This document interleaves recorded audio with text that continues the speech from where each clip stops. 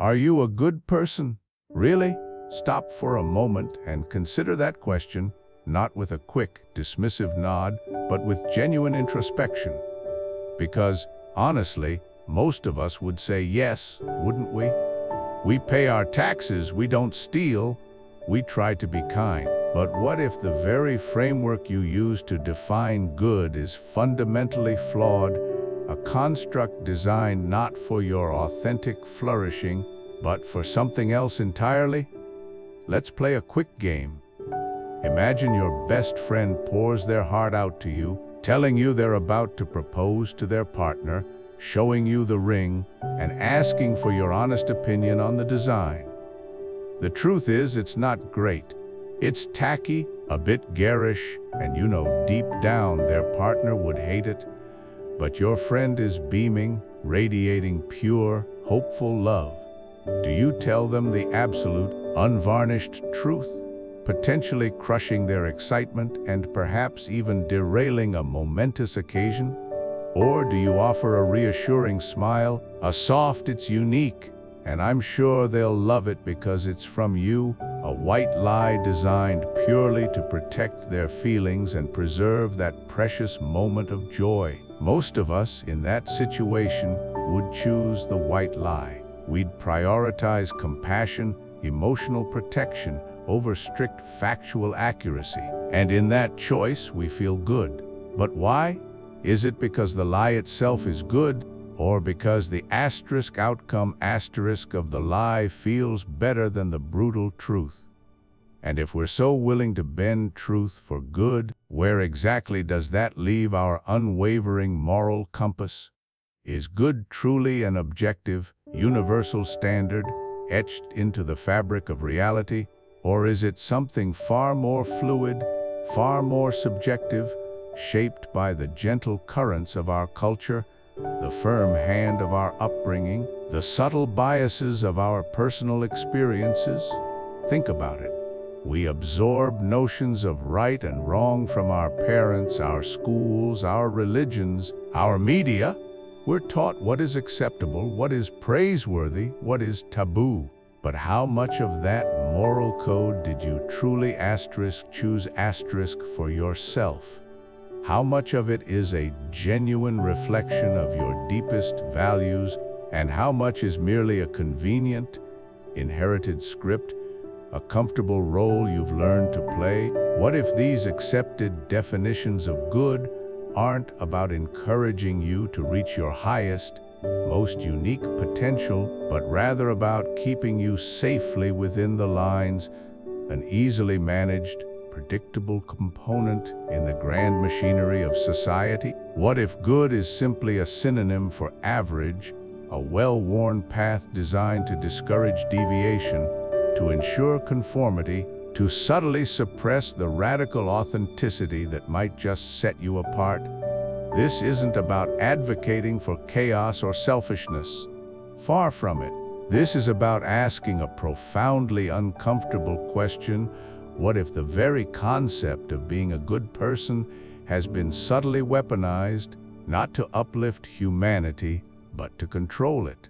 What if, in our earnest pursuit of conventional goodness, we've inadvertently sacrificed a part of ourselves? The part that dares to think differently, to challenge norms, to forge its own path, even if that path isn't neatly labeled good by everyone else. This video is not going to give you easy answers. In fact, it's going to strip away the comfort of those answers you think you already have. Over the next hour or so, we're going to embark on a journey inspired by one of history's most radical thinkers, John Stuart Mill, and his seminal work on liberty.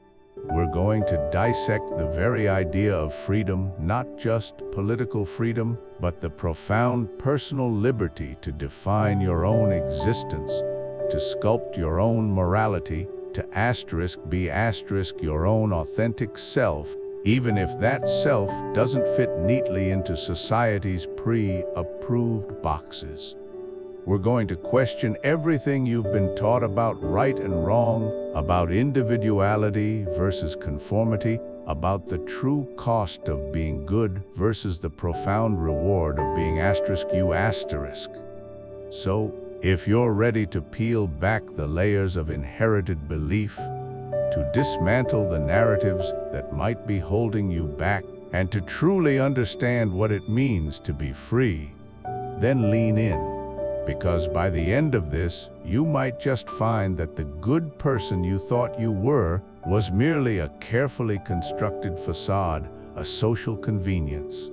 And the authentic, unburdened individual you're truly meant to be, the one free from inherited dogma and societal pressure, is far more complex, far more challenging, and infinitely more powerful than you ever imagined. Are you ready to confront that possibility? Are you ready to truly understand the boundless potential of your own liberty? Hello and welcome, fellow truth seekers and intellectual adventurers. Today, we're not just opening a book, we're embarking on a profound journey, wrestling with an idea, an experience, a fundamental challenge to the very core of how you live and perceive the world around you. We're stepping into the mind of philosophy's most electrifying, often misunderstood, and certainly most dangerous thinker, Friedrich Nietzsche. When you hear his name, perhaps you picture a stern academic figure. But forget those dusty portraits for a moment. Imagine instead a wild-eyed rebel, a provocateur wielding not a pen, but a conceptual hammer, here to shatter our most deeply held assumptions and carve out space for something genuinely new within ourselves. His radical insights, his unflinching gaze into the human condition, are not historical curiosities. They are more relevant now than ever for navigating the dizzying complexities and pressures of modern life. For too long, I lived with a pervasive, quiet anxiety, a subtle yet suffocating fear of stepping too far out of line, of articulating an opinion that might invite misunderstanding or, worse, outright disapproval. It manifested in countless ways, from holding back innovative ideas in meetings to choosing comfortable conformity over the exhilarating, yet terrifying, path of authentic self-expression. I found myself constantly editing my thoughts, meticulously pruning my aspirations, even subtly reshaping my very personality, all to fit into a series of invisible, unspoken societal expectations. It was an exhausting performance, a draining charade that left me feeling profoundly disconnected from my own desires, my own potential. It was, frankly, soul-crushing. I yearned for authenticity, for the courage to stand unbowed, but I felt trapped by a profound, almost paralyzing fear of judgment, a relentless worry of being perceived as too much, or conversely, not enough. The weight of external validation was crushing my internal compass. I was desperate for a way out of this labyrinth of self-imposed limitations, desperate to discover and amplify my own unique voice, to define my own values without constantly seeking permission.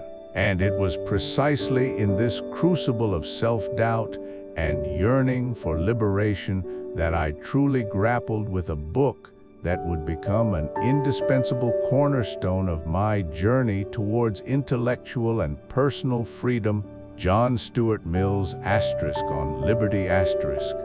But here's the crucial twist, the vital connection for me. It wasn't a dry, abstract academic treatise to be dissected and memorized. It became an intensely practical guide, a living framework that resonated deeply with the very same existential questions about individual autonomy, societal pressure, and the courage to be oneself that Nietzsche, with his philosopher's hammer, would later so famously and forcefully challenge.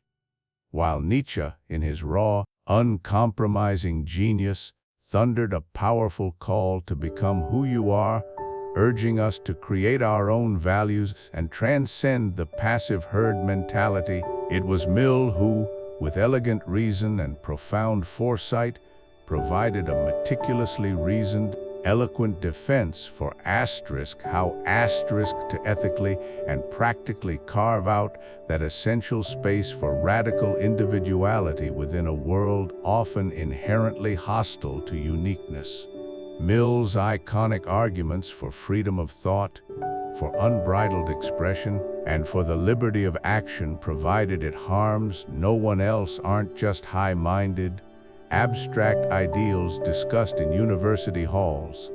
They are, in fact, the bedrock upon which genuine self-discovery, the audacious pursuit of a deeply personal philosophy, and the fearless cultivation of your authentic self can truly stand and flourish. Nietzsche illuminated the why of self-overcoming. Mill outlined the how to protect that journey within a civil society. So, let's be crystal clear about the mission of this video. This isn't just about summarizing a revered classic text, although we will, of course, delve deep into Mill's profound arguments, dissect his historical context, and explore his enduring legacy. Instead, our core purpose, our shared quest, is to translate these powerful, often perceived as disparate, philosophical ideas from the explosive, radical individualist spark ignited by Nietzsche to the meticulously reasoned, humanistic defense of freedom articulated by Mill into an actionable, tangible guide for living a bolder, more authentic, and ultimately more fulfilling life today. This isn't about intellectual history, it's about practical transformation. It's about giving you the tools to forge your own path, to speak your own truth, and to live with purpose and conviction. This isn't a passive lecture where you simply absorb information. Absolutely not. Consider this less a summary you passively listen to and more an intensive, invigorating workout for your mind and your spirit. It's a rigorous exercise designed not just to inform, but to truly transform you. We're going to challenge your most comfortable assumptions, sharpen your critical thinking skills until they gleam, and most importantly, empower you to reclaim your unique path in a world that, with ever-increasing subtlety and force, constantly tries to mold and shape you into something you're not. This is about intellectual liberation. This is about personal courage. Are you truly ready to pick up the hammer, to dismantle the walls of conformity, and then, with Mill's guidance, build your own unshakable foundation of freedom and authenticity? Welcome to Chapter 1, The Will to Power Your Deepest Drive. As we embark on our exploration of liberty and the individual, it's crucial to first understand the fundamental engine that propels human beings forward, a concept profoundly central to understanding human motivation, yet often misunderstood: the will to power. Forget for a moment any simplistic notions of domination or tyranny.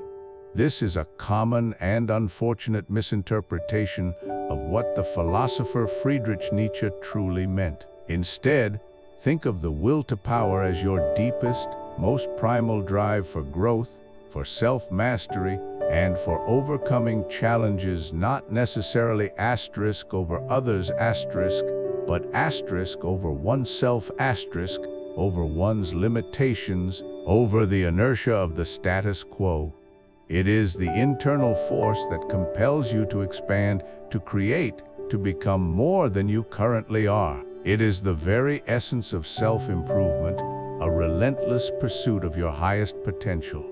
Imagine the artist driven by an almost obsessive need to perfect their craft.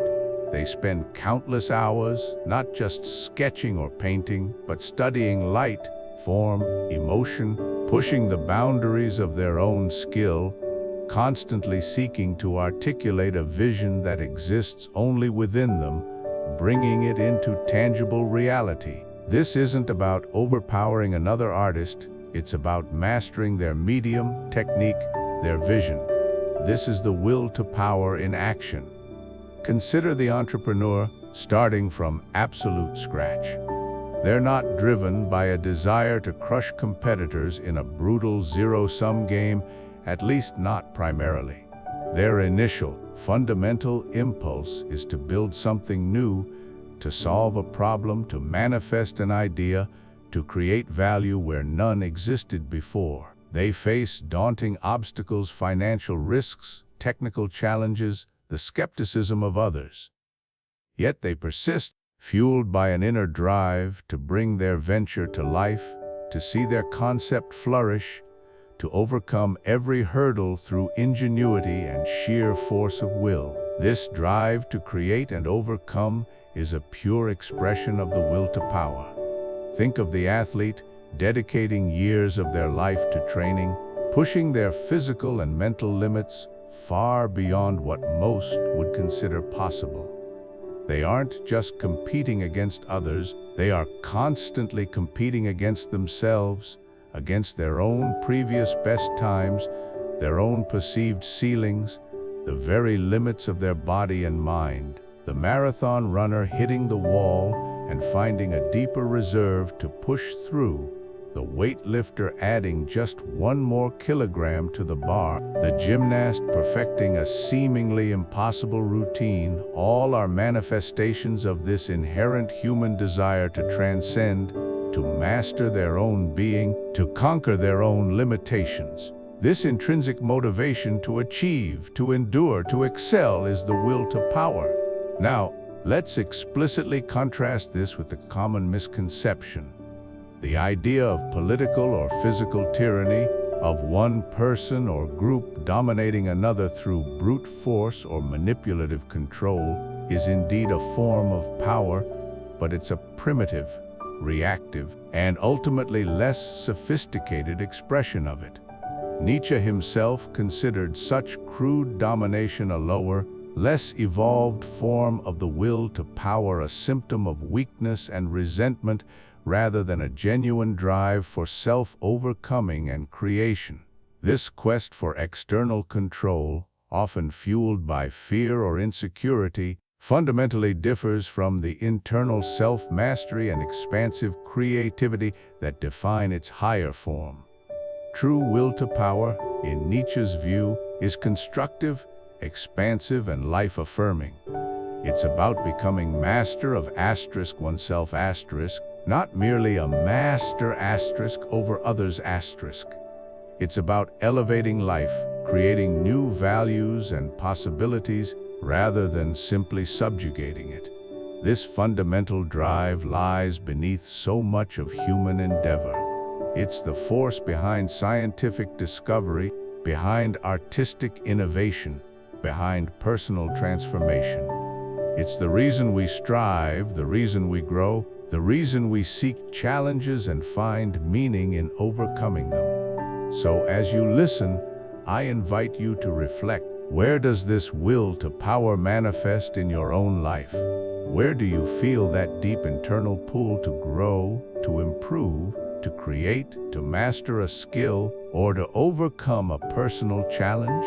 What are your ambitions, your passions, your quiet determinations that are fueled by this profound drive to become more? Recognizing this force within yourself is the first step to understanding its immense potential and how it shapes not only your individual journey, but also the very fabric of society and our collective pursuit of liberty. Welcome back to our journey into the enduring ideas of John Stuart Mill's on liberty. While Mill provides us with a framework for individual freedom and societal limits, beneath these discussions often lie deeper, unspoken currents of morality. To truly grasp the complexities of liberty, how we define it, defend it, and choose to exercise it, we must first understand the foundational ethical codes that shape our perceptions of good and bad, right and wrong. This brings us to a fascinating, crucial detour, one that takes us through the brilliant, albeit controversial, mind of Friedrich Nietzsche and his seminal concepts of master and slave morality. These aren't just abstract philosophical constructs. They are the two competing value systems we encounter, both within ourselves and throughout society, every single day, fundamentally influencing our discussions about freedom. Let's begin with what Nietzsche termed master morality. Imagine a world built by the strong, the confident, the noble, the ancient aristocrats and warriors who defined their own worth. For these individuals, morality isn't about external rules, divine commandments, or seeking approval from others. It's an overflowing of their own intrinsic power, a magnificent self-affirmation. They don't seek praise. They simply are praiseworthy in their own estimation. Their values are born directly from a feeling of overflowing strength and self-respect. What do they deem good? The very qualities they embody and admire: pride, ambition, courage, excellence, honesty, integrity, and a profound, almost instinctual, respect for oneself. They embrace a hierarchical view of the world, recognizing and celebrating outstanding achievement and individual distinction. For the master, weakness is not a virtue to be uplifted, but a condition to be overcome, or at least not something to be glorified. They act from an abundance of power, defining good as everything that enhances life, strength, and their own noble existence. Their bad is simply what is contemptible or weak, what lacks the vitality and nobility they cherish. It's a morality that looks inward for its validation, a self-glorifying affirmation of one's own robust existence and potential.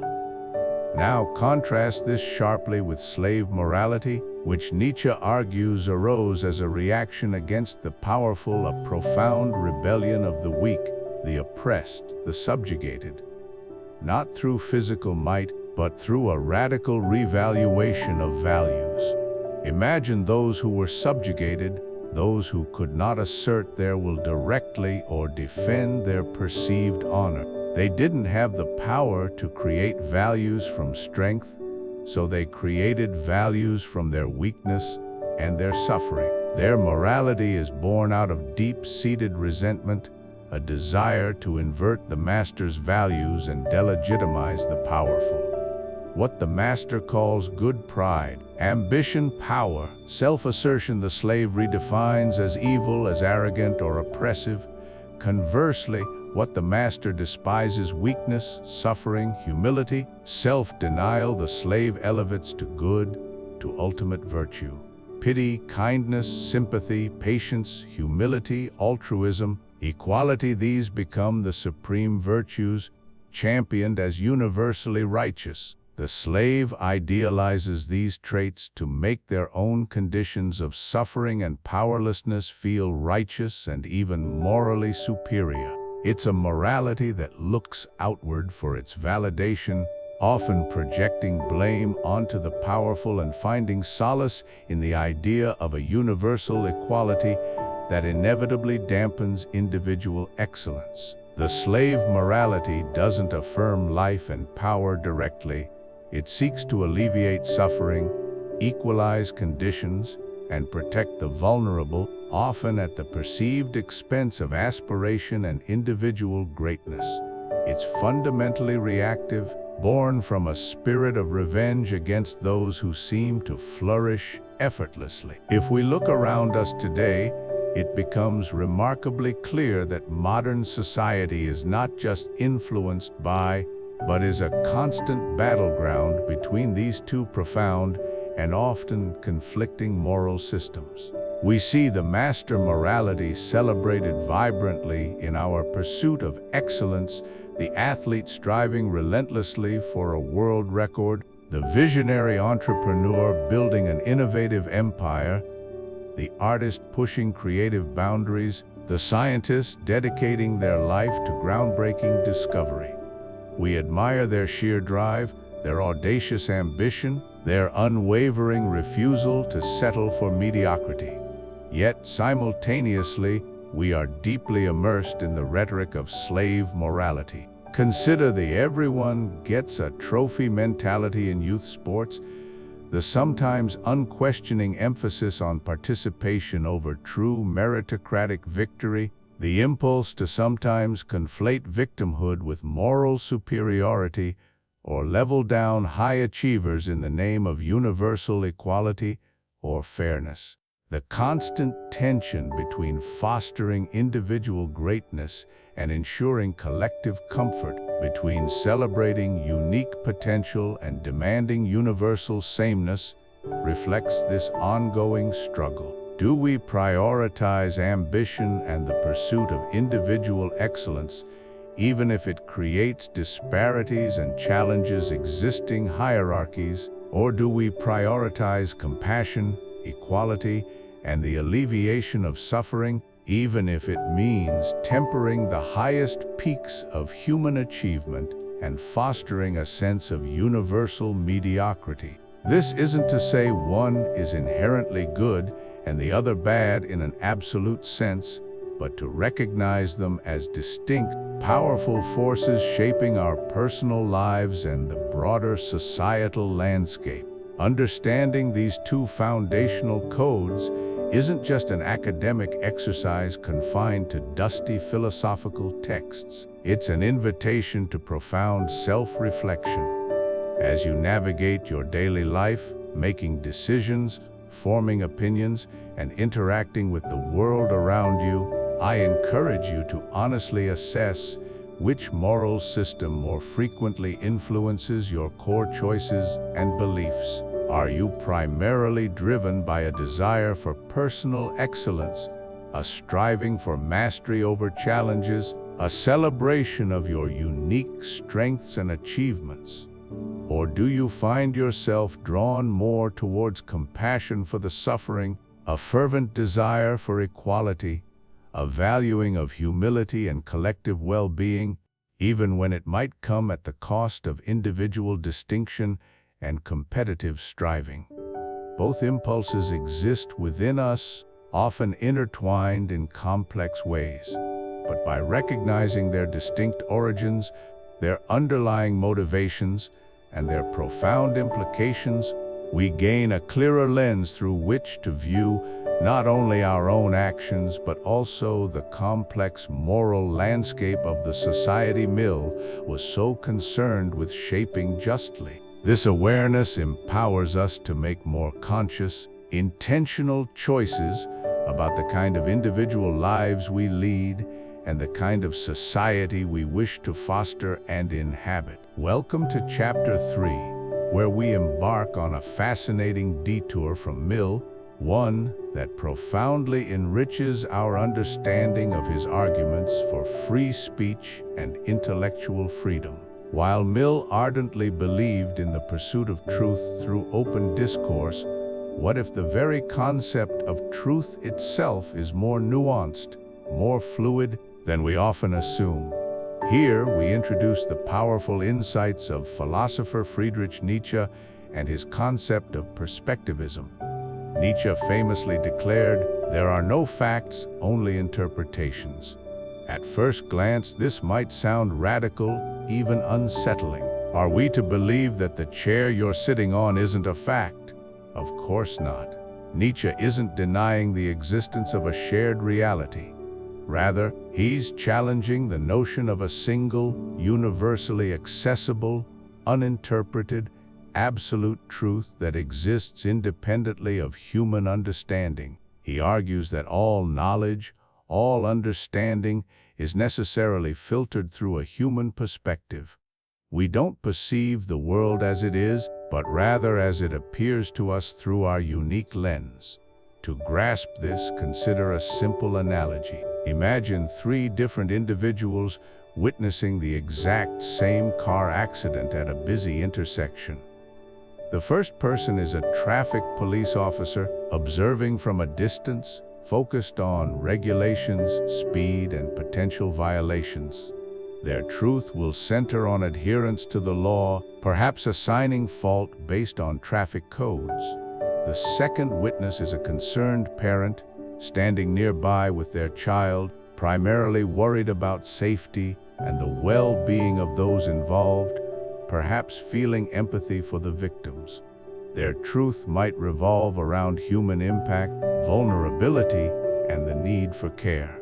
The third is an artist, captivated by the chaotic visual spectacle, the mangled metal, the vibrant colors, the expressions of distress.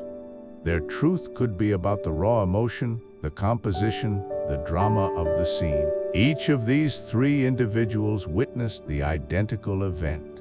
Yet, their interpretations, their valid truths about what transpired, are markedly different. None is inherently wrong, but none fully encompasses the totality of the event from every conceivable angle.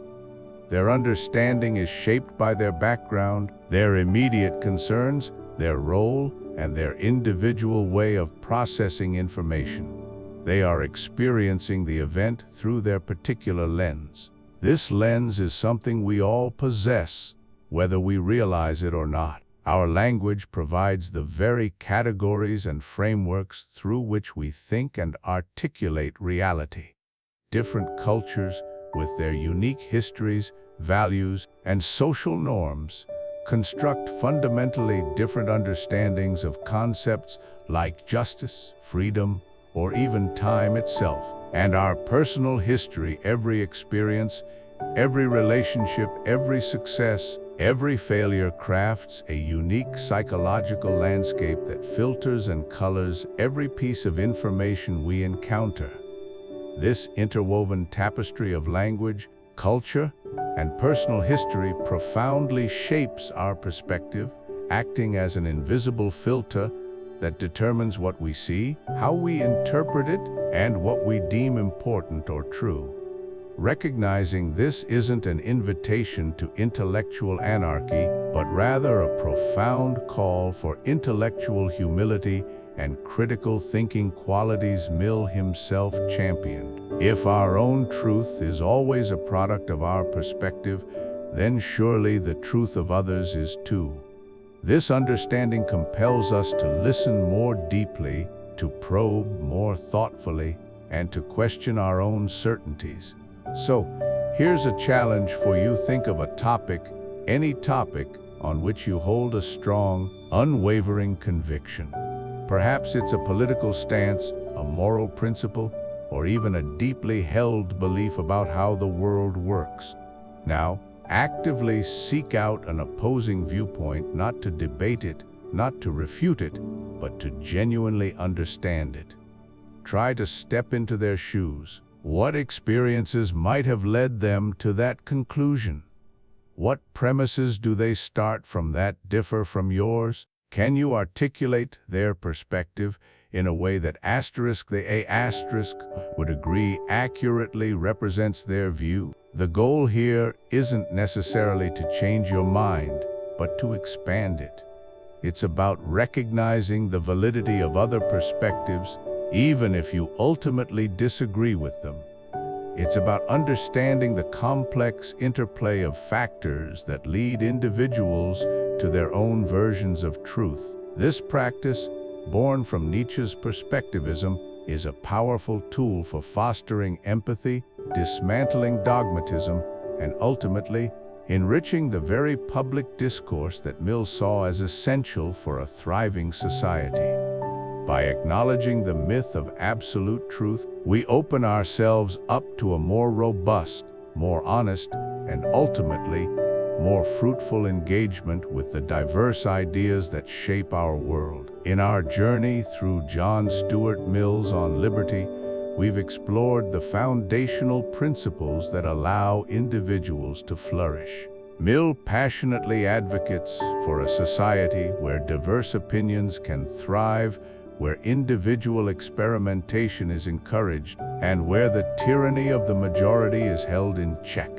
But for what purpose, ultimately, do we seek this expansive freedom?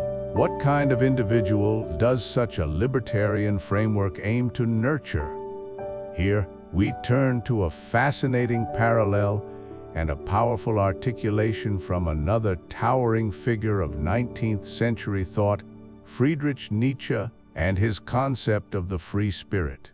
Nietzsche's free spirit is, in many ways, the apotheosis of the independent individual that Mill's philosophy seeks to protect and cultivate. Imagine a person who has dared to cast off the intellectual shackles of inherited beliefs, who looks at the world not through the lens of what is universally accepted, but with eyes wide open, ready to question everything. This free spirit is an individual with the profound courage to think for themselves, to challenge the very foundations of popular opinion, societal norms, and even long-held moral truths.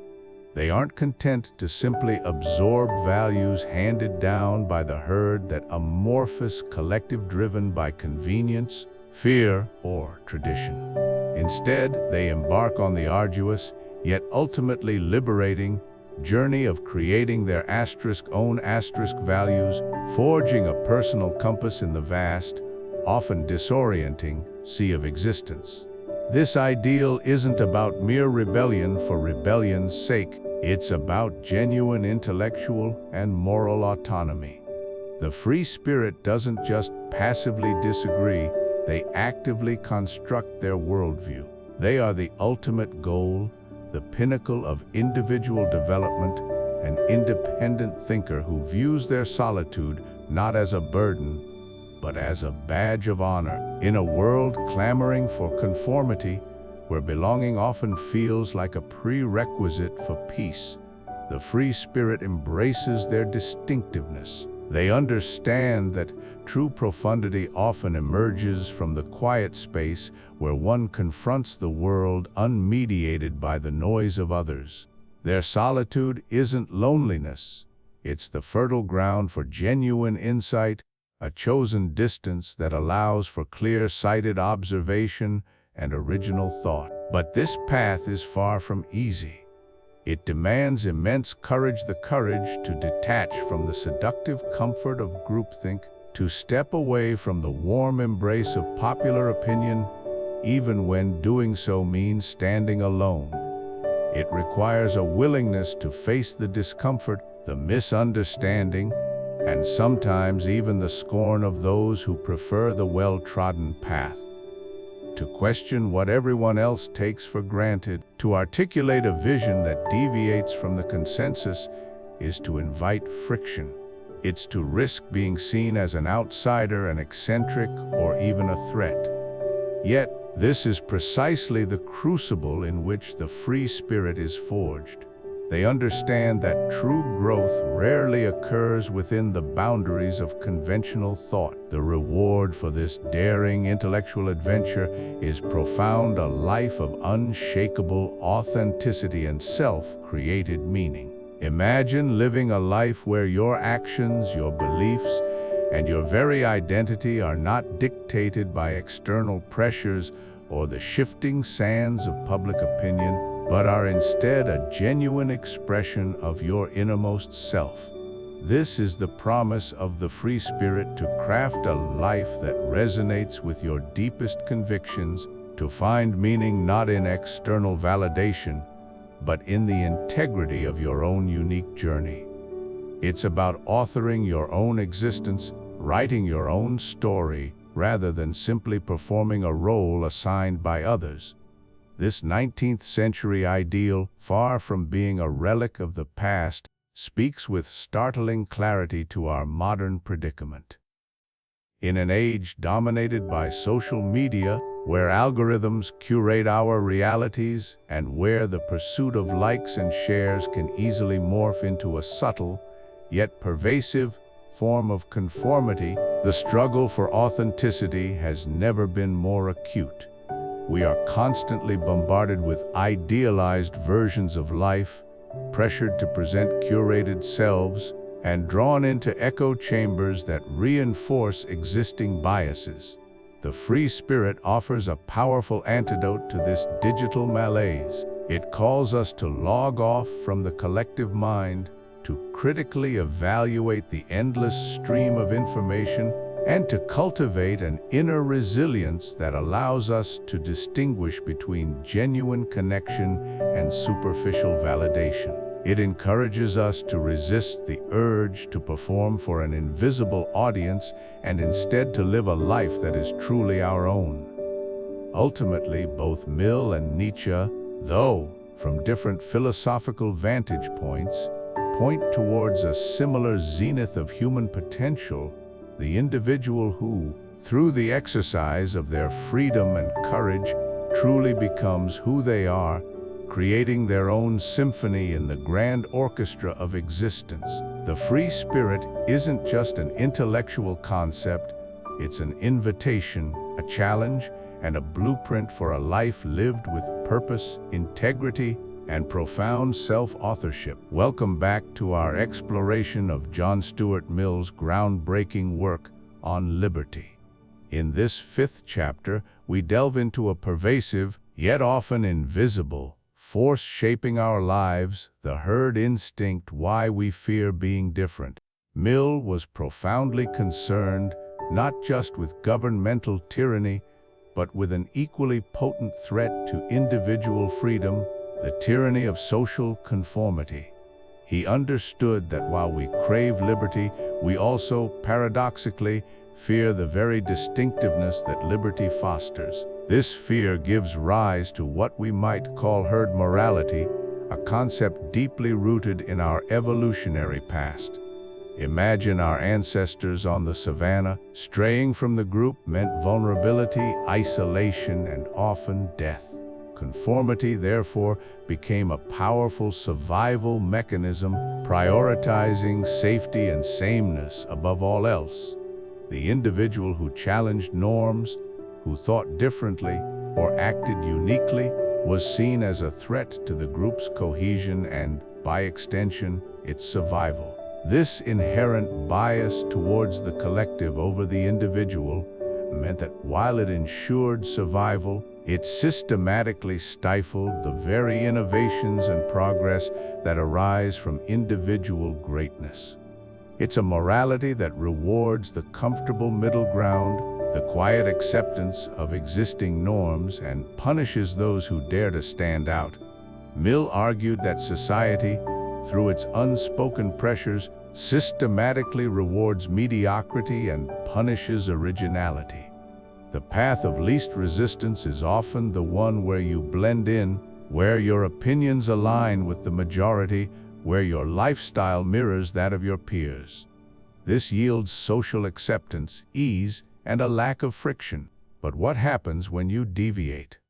When you express as an unpopular opinion, pursue an unconventional career, or simply live a life that doesn't fit neatly into prescribed boxes? You risk criticism, ostracism, misunderstanding, and a far more arduous journey. Society, in its desire for order and predictability, often views such deviations as rebellious, disruptive, or even morally suspect. Let's bring this into our modern world with some contemporary examples. Think about cancel culture. While sometimes used to hold individuals accountable for genuine harm, it often manifests as a powerful mechanism of social enforcement. Someone expresses an unpopular opinion, commits a past transgression that is unearthed, or simply doesn't adhere to a rapidly shifting social orthodoxy, and the herd descends. The punishment isn't legal, but social public shaming, ostracism, loss of livelihood, and a profound sense of isolation. It's a stark modern illustration of how deviation from the perceived norm can be met with overwhelming collective pressure and severe consequences. Consider also the phenomenon of viral social media trends. Whether it's a particular dance, a specific aesthetic, a challenge, or even the adoption of certain political or social viewpoints, there's an immense pressure to participate, to perform sameness.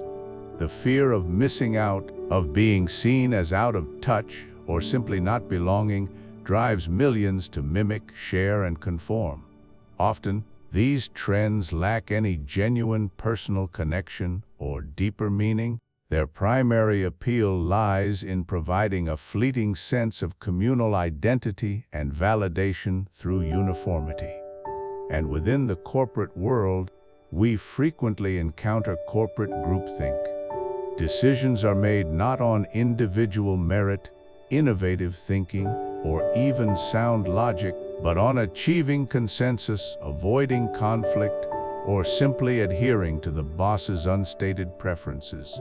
Individual brilliance or dissenting opinions are often suppressed for fear of rocking the boat, being labeled a difficult employee, or jeopardizing one's career prospects. The comfort of belonging, of being part of the team, often trumps the courage to speak truth to power or challenge outdated ideas. The yes-man culture flourishes, stifling creativity and progress in favor of an artificial harmony. This brings us to a crucial psychological dimension, the profound comfort of belonging versus the deep loneliness that can accompany true individuality.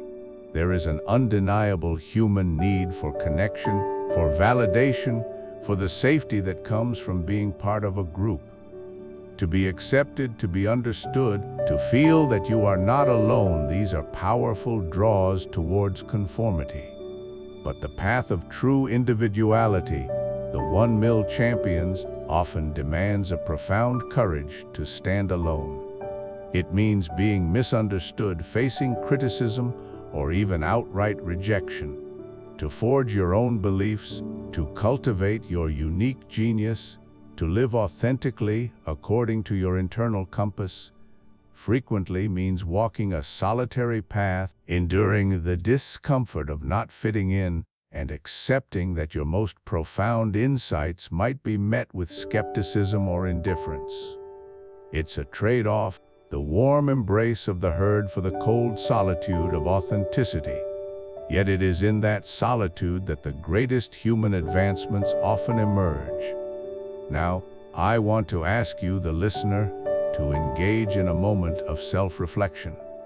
Think about your own beliefs, your opinions, your values. Can you identify one belief you hold, one opinion you champion, or one stance you take, primarily because it's socially acceptable, not because you've thoroughly examined it, weighed its merits, and made it genuinely your own, but because it's the view expected of you by your friends, your community, your social media feed, or your perceived social group? It's a challenging question, one that requires brutal honesty, but it's precisely the kind of self-scrutiny Mill encourages if we are truly to cultivate individual liberty and progress. The journey towards liberty begins with examining the subtle chains that bind us, especially those forged by our fear of being different. Welcome to Chapter 6. What is noble? Redefining your standards. We've explored individual freedom and the development of human potential. But what does it truly mean to live a life of genuine worth, beyond compliance or external approval? What does it mean to live not just freely but nobly? Here, we'll draw inspiration from Friedrich Nietzsche, who, often misunderstood, radically redefined nobility. For him, it wasn't about inherited titles, wealth, or fame. It was an entirely internal quality, profound self-respect, and an unwavering belief in one's capacity to create values rather than just conforming to them. This conviction in your own moral authority carries deep responsibility. Think about it, this isn't about family, bank balance, or social media followers. These external markers are fleeting, often beyond our control, and rarely indicative of inner character. Society often equates status with nobility, seeing external success as inherently noble. But Nietzsche would call this a shallow, inverted understanding. External trappings are fragile, true nobility, forged within, remains resilient. True nobility is the conviction that you're an active creator of your own moral framework, not a passive product of your environment. It's the courage to define your own virtues and pursue excellence by an inner compass, even when diverging from the crowd. It's a deep reverence for your own path, however unconventional.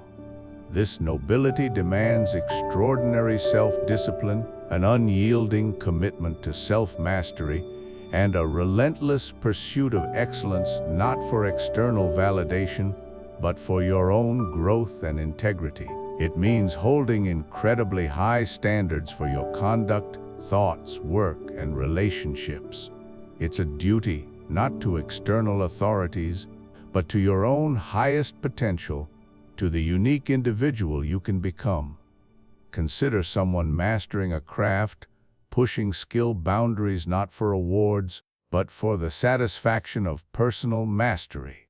Or the individual choosing integrity and truth, standing firm on principles even when inconvenient or unpopular, because it aligns with their internal code. This is nobility in action. It's the architect refusing to compromise vision, the scientist pursuing truth relentlessly, the artist refining unique expression, the friend offering loyal, honest feedback, all driven by an internal compass, not external reward. Such an individual embraces challenges, learns from failures, and stays true to their vision, recognizing their unique journey as their ultimate masterpiece. This conception shifts focus entirely inward.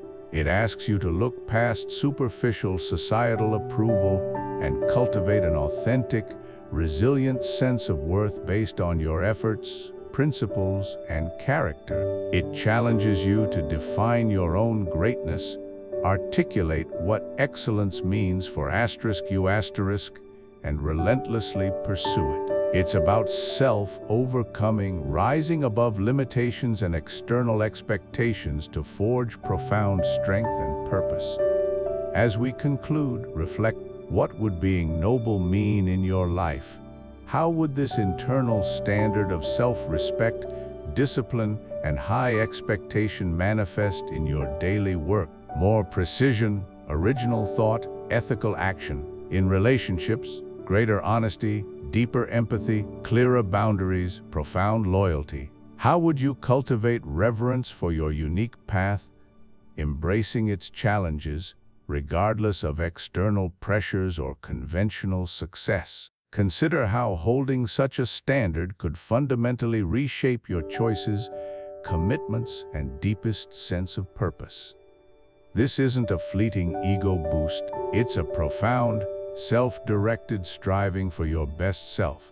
It's recognizing the inalienable worth of your individual journey and taking courageous responsibility for its direction and quality. It's building an inner fortress of values no external force can dismantle. Welcome to Chapter 7, where we turn our gaze inward, exploring the profound psychological laid out by Friedrich Nietzsche, whom I venture to call one of the very first great depth psychologists. Long before Freud charted the subconscious or Jung delved into archetypes, Nietzsche was already dissecting the human soul with an almost alarming precision, understanding that our motivations are rarely as simple or as rational as they appear on the surface. He peered into the hidden springs of our actions, recognizing the intricate dance of drives, desires, and unconscious forces that truly propel us through the world. He was a master diagnostician of the human condition, unearthing the subtle and often uncomfortable truths about what truly lies beneath our polished exteriors. It's through his lens that we can better understand the intricate architecture of the self, particularly as it relates to the personas we adopt. Nietzsche famously wrote, "Every profound spirit needs a mask." And indeed, he saw these masks not merely as deceptive disguises, but as essential tools for navigating the complex social landscape.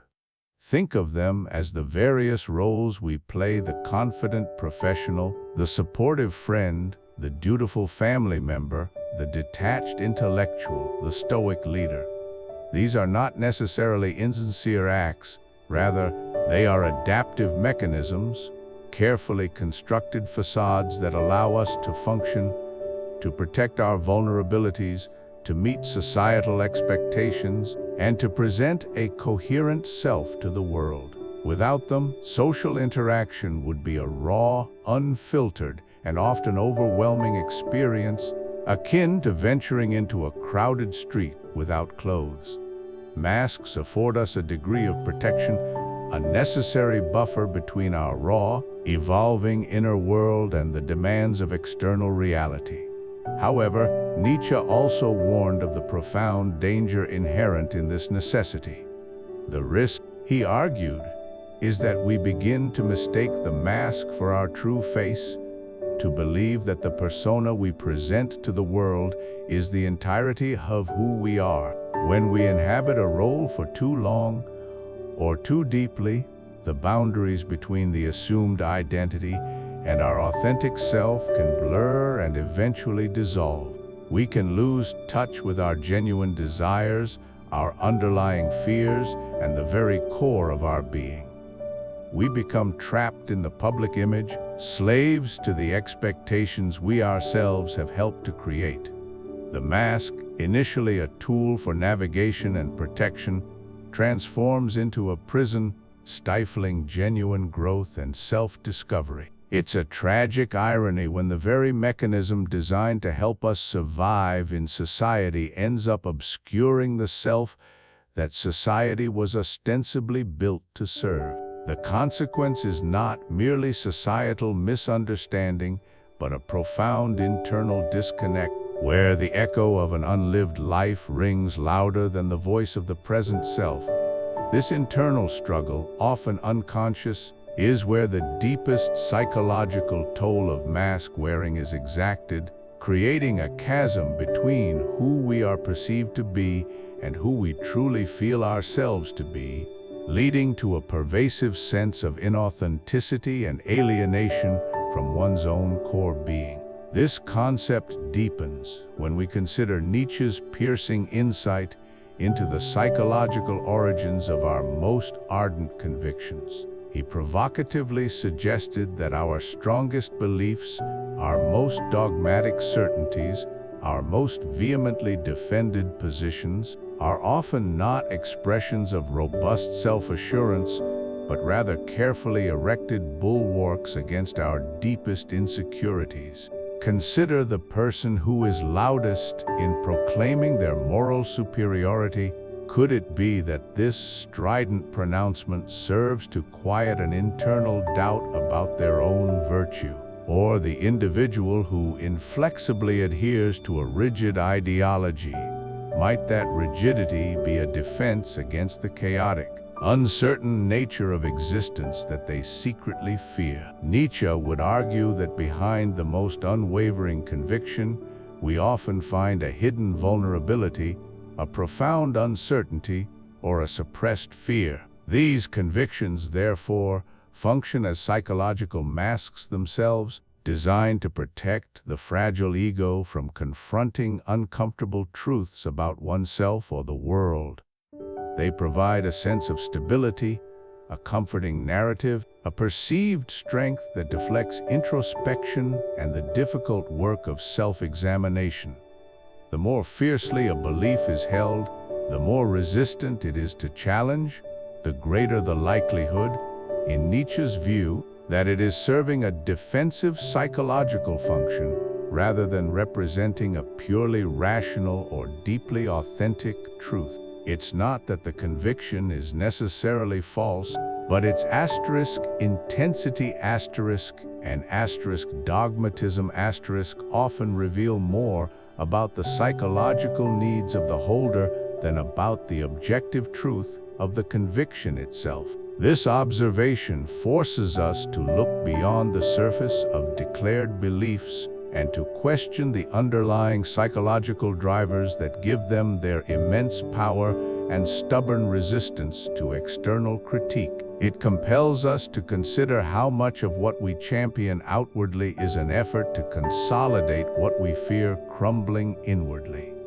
So, with Nietzsche's insights echoing in our minds, let's take a moment for a brief, honest self-inventory. This isn't about judgment, but about cultivating a deeper self-awareness. Look inward gently and without harsh critique. Ask yourself, what is one mask I wear regularly in my life? Perhaps it's the perpetually cheerful optimist, the unwavering pillar of strength, the cynical intellectual, the carefree rebel, or the always agreeable peacemaker. Identify just one, and then take that crucial next step in Nietzschean psychological exploration. What is that mask protecting? What vulnerability, what fear, what insecurity, what unacknowledged desire is that carefully constructed persona safeguarding? Is it protecting you from rejection, from perceived failure, from emotional pain, from social disapproval, from confronting your own limitations, or perhaps even from the terrifying freedom of your own true potential? This simple exercise, repeated over time, can be incredibly revealing, opening pathways to greater authenticity and self-understanding. It's about peering behind the curtain, not to tear it down recklessly, but to understand the stage upon which you perform and the intricate reasons you chose your costume.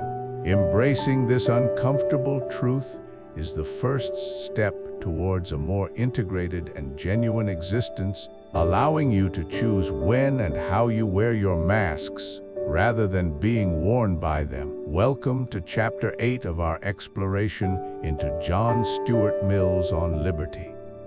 While Mill himself did not coin the term we're about to discuss, the philosophical concept of the Übermensch or Overman offers a powerful, albeit often misunderstood, lens through which to consider the ultimate aims of individual development and self-cultivation principles that lie at the very heart of Mill's philosophy. For many, the word Übermensch immediately conjures images of a caped comic book hero flying through the sky with superhuman strength, or perhaps something more sinister, a ruthless tyrant imposing their will on a subjugated populace, a master race dominating others. But these popular interpretations, while dramatic, entirely miss the profound and ultimately inspiring essence of this concept. It is crucial, right from the outset, to debunk these pervasive myths.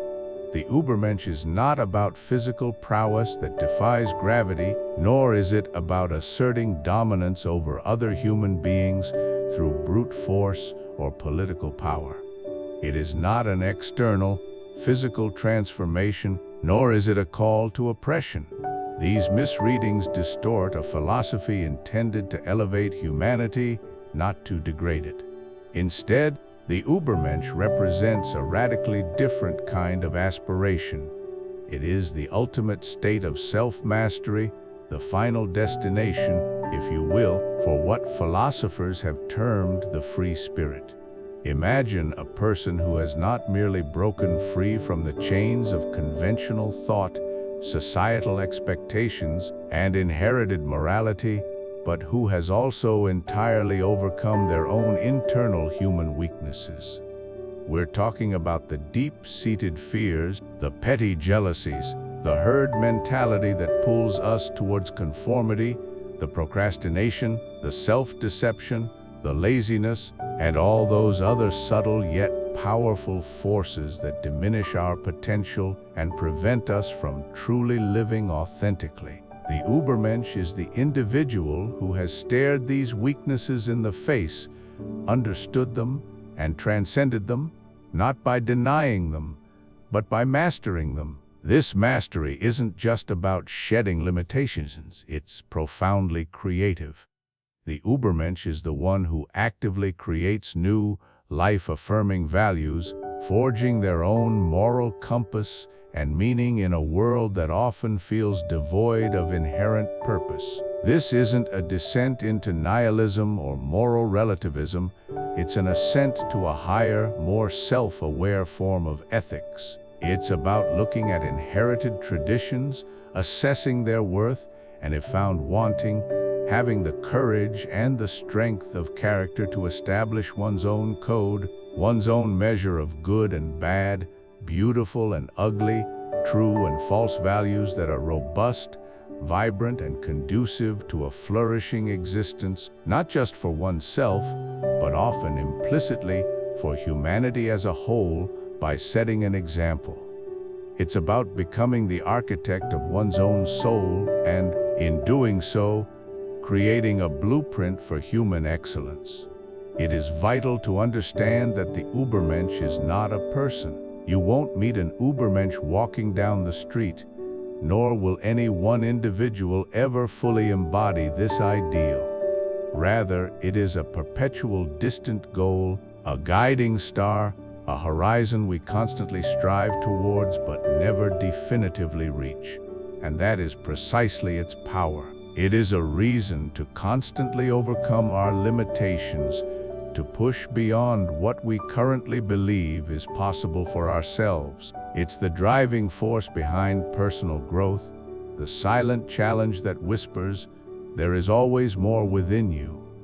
Every time you confront a fear, every time you choose integrity over convenience, every time you cultivate a new skill or challenge a deeply held prejudice, you are taking a step towards this aspirational ideal.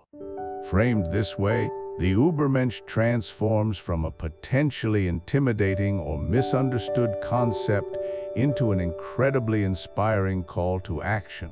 It asks us a profound question: what is the next level version of yourself you are striving to become? What internal weaknesses are you committed to overcoming today?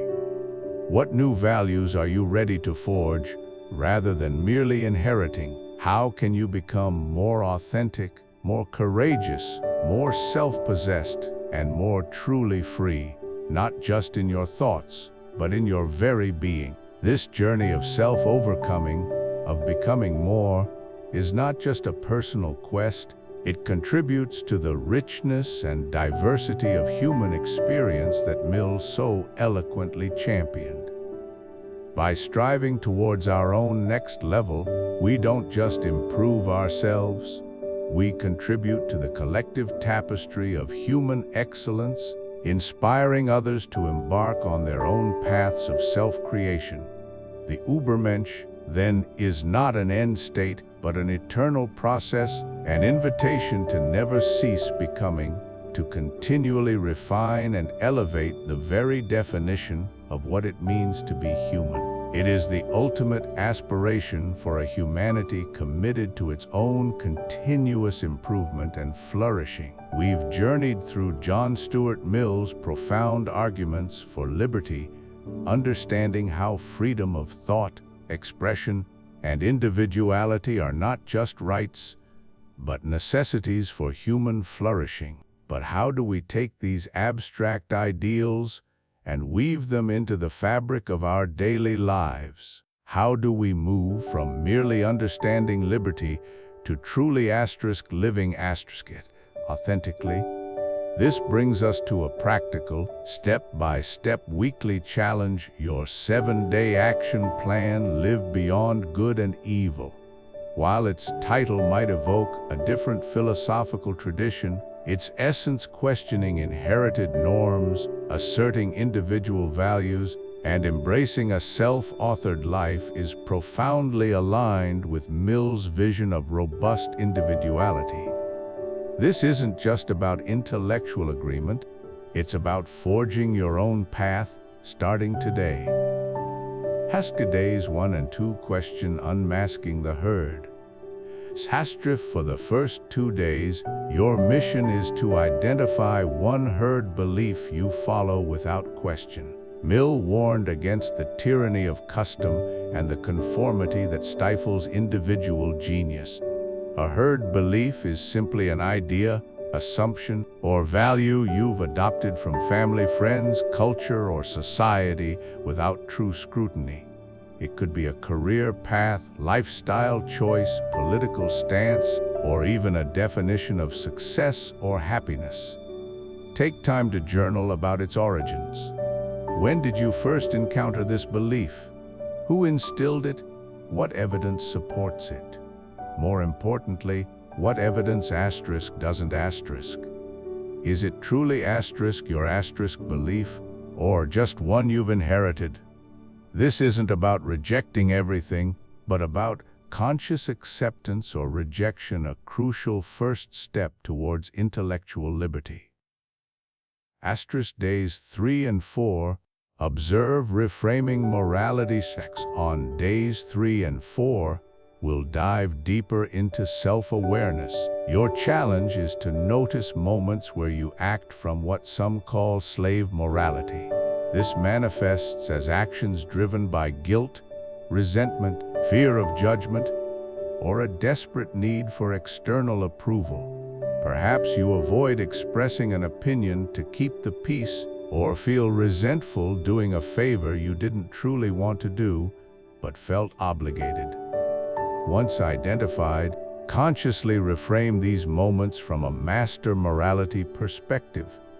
This isn't about arrogance or cruelty. It's about an internal locus of control, a sense of responsibility for your own values and actions, and self-affirmation over external validation. Instead of I must do this because it's expected, try I choose to do this, or not to based on my own principles. Own your agency, a core tenet of Million Liberty. Days 5 and 6. Embrace the free spirit. Now, it's time to put your emerging individuality into action. For days 5 and 6, perform one small act of a free spirit. This means engaging in an act that expresses your authentic self, perhaps in a way you usually suppress due to social pressure or fear. This could be respectfully voicing a unique opinion in a conversation, even if you anticipate disagreement. It might be pursuing a personal interest or hobby that you've kept hidden from others because you worried it wasn't mainstream or productive enough. Perhaps it's dressing in a way that truly reflects your inner aesthetic rather than current trends. The key is expressing your distinct character, showing the world a piece of your unvarnished self, just as Mill advocated for the flourishing of diverse individualities. Day 7. Create your own values. On the final day of our challenge, we culminate in an act of profound self-creation. Your task is to define and write down one personal value that is 100% your own. This value should not be inherited from family, friends, or society. It must be something you've arrived at through your own questioning, observation, and experience. Perhaps it's intellectual curiosity, unconditional kindness, radical honesty, or aesthetic appreciation. Whatever it is, ensure it resonates deeply with your authentic self. Writing it down makes it concrete, a personal beacon for your future choices. This act of self-authorship is the ultimate expression of the individuality Mill championed, not just the freedom from coercion, but the freedom to define who you are and what you stand for. This 7-day action plan is your immediate entry point into living a more deliberate, authentic, and truly free life. It's not about overthrowing society, but about building an internal fortress of selfhood, one where you are the architect of your beliefs, your actions, and your very essence. Start today.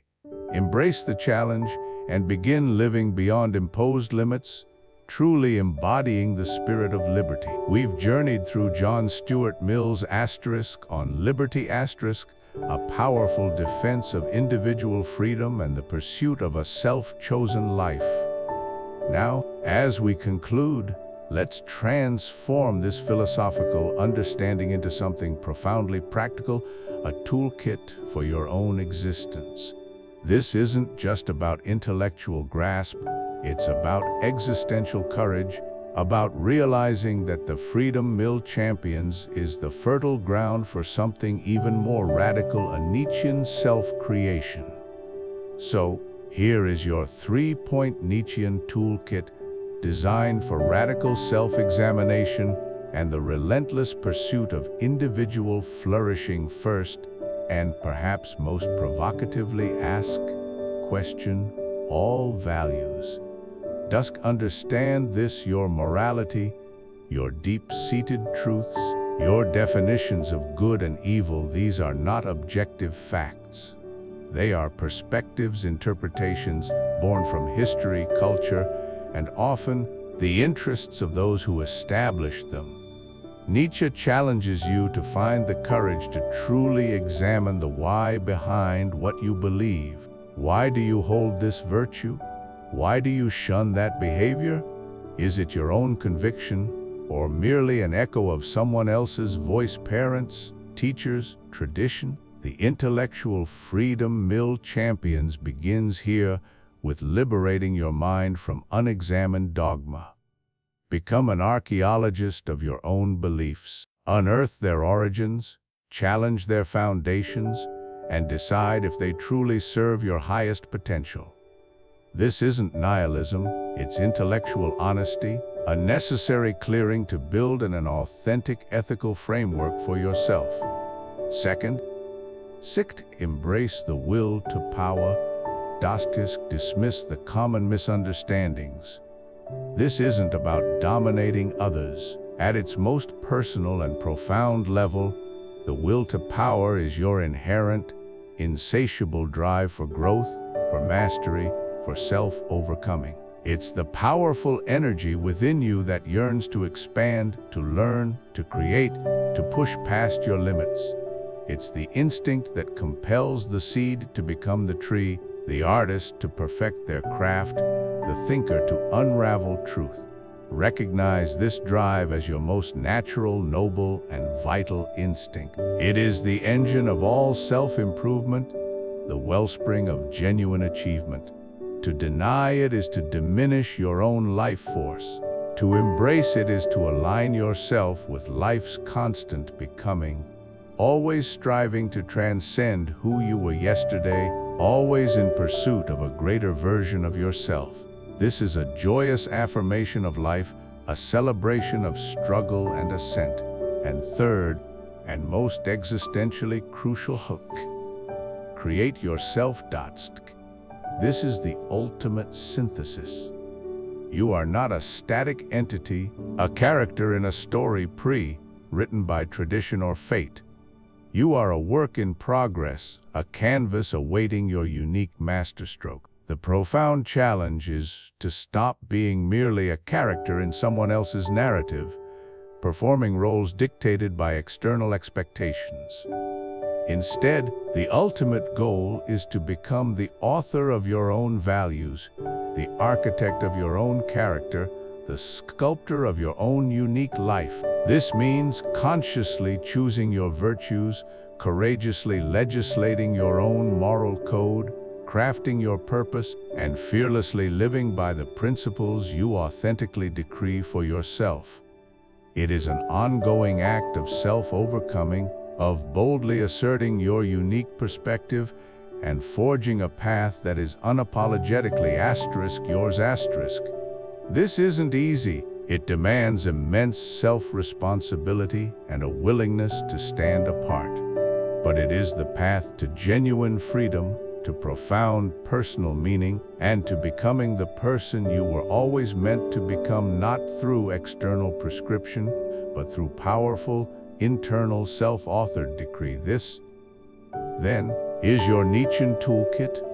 Use it not to destroy, but to build, to forge a life of integrity, self-determined purpose, and profound self-authored meaning. Go forth with courage and create the masterpiece that is your own life. We've journeyed through Mill's profound arguments, dissecting the vital components of individual liberty and the paramount importance of free expression. We've seen how he championed the unique development of each person, warning against the suffocating conformity of societal pressures.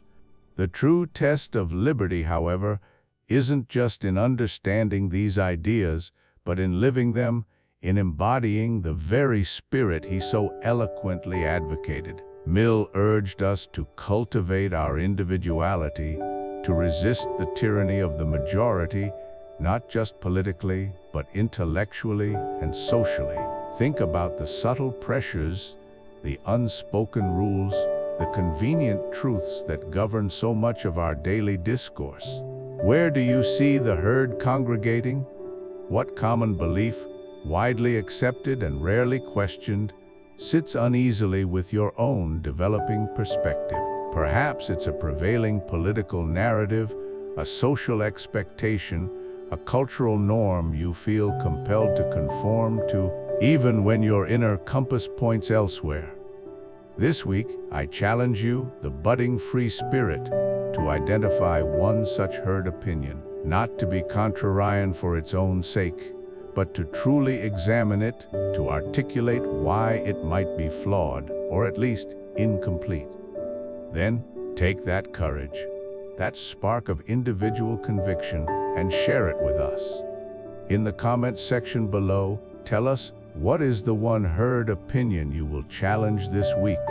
Your insight isn't merely a comment, it's an act of liberty, a contribution to a collective awakening. By voicing your thought, you not only solidify your own understanding, but also provide a mirror for others, sparking their own quiet rebellion against intellectual conformity, a testament to the power of a single, independent mind. If this exploration of Mill's on liberty has stirred something within you, if it has offered a fresh lens through which to view your world, or, crucially, if it has given you the courage to think differently, to question what was once unquestionable, then please take a moment to click that like button. Consider it a signal, a silent nod of recognition to a shared philosophical journey, acknowledging that the pursuit of truth and individual autonomy resonates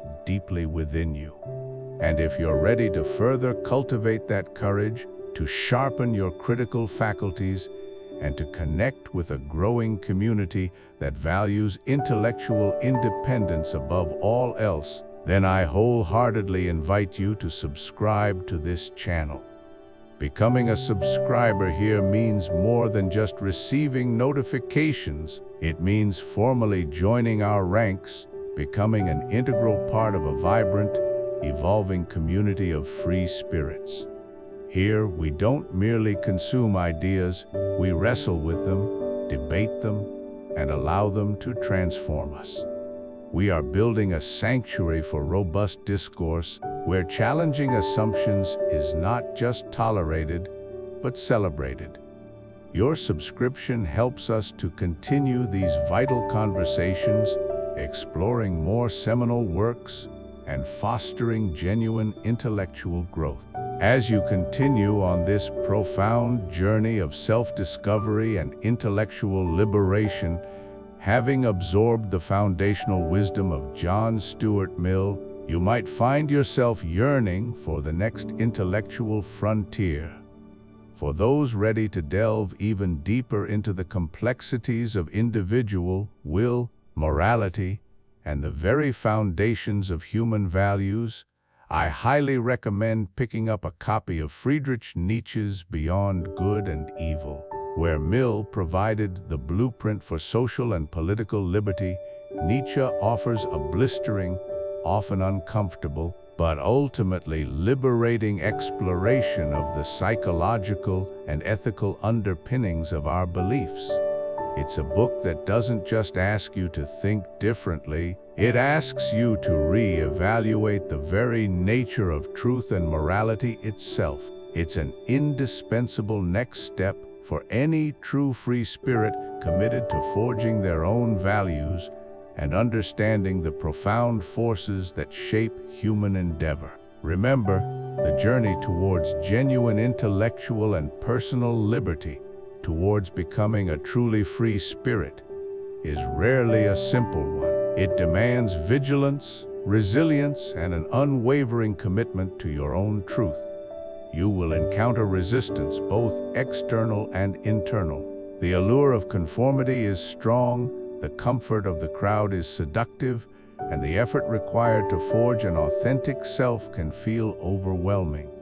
Yet, the rewards are immeasurable: clarity of thought, integrity of being, and the profound satisfaction of living a life truly your own, unburdened by inherited prejudices or unexamined assumptions.